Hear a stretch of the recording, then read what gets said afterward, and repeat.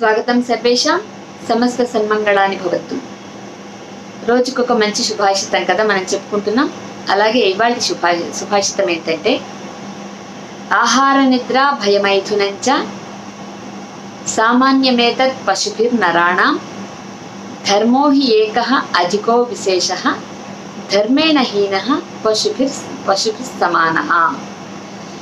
ఆహార నిద్ర భయమైథునంచ, ఆహారము, నిద్ర, భయము, మైథునము, ఈ 4 పశువులకు మానవులకు సమానమే.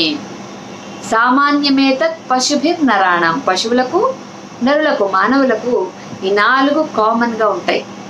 ఆహారము, నిద్ర, భయము, మైథునము.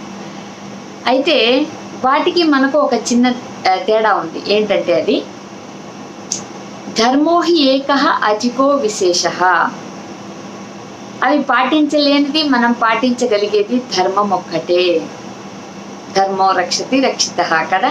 మన ధర్మాల్ని మనం సరిగ్గా పాటిస్తే ఆ ధర్మ రక్షణే, ఆ ధర్మాన్ని పాటించడమే మనల్ని రక్షిస్తుంది అని. ఇది చాలాసార్లు నేను చాలా సందర్భాల్లో నా వీడియోస్లో చెప్పాను, ధర్మో రక్షతి రక్షితః అనే దాని గురించి. అయితే ఇక్కడేమంటున్నాడు, ధర్మో హి ఏకః అధికో విశేషః. ఈ రెండిటికి ఉన్న ప్రత్యేకమైన విశేషం ఏంటంటే ధర్మాచరణ ఒక్కటే.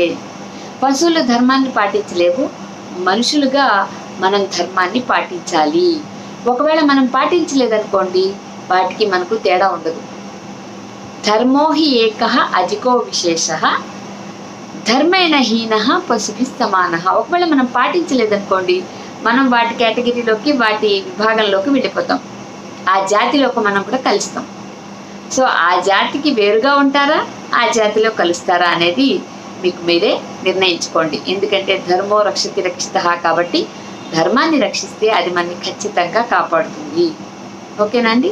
బాగుంది కదా. ఒకసారి మళ్ళీ చూడండి.